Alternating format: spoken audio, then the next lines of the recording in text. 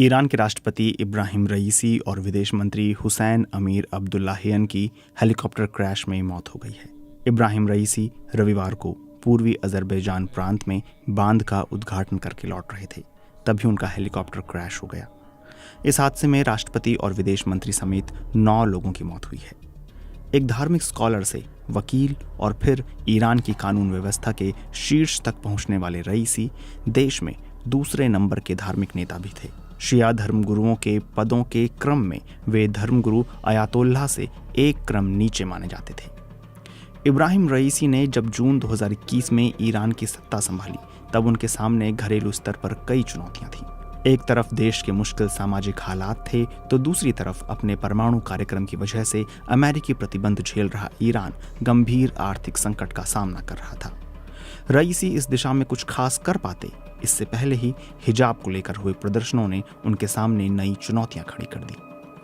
Israel पर Hamas के हमले और उसके बाद इसराइल की सख्त सैन्य प्रतिक्रिया ने ईरान के लिए और मुश्किल हालात पैदा कर दिए।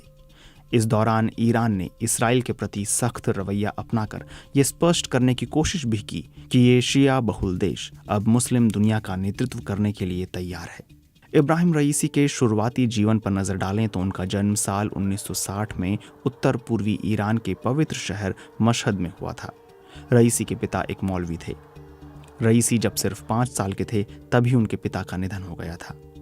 सिर्फ 20 साल की उम्र में ही रईसी को तेहरान के करीब स्थित कराज का महाअभियोजक नियुक्त कर दिया गया था।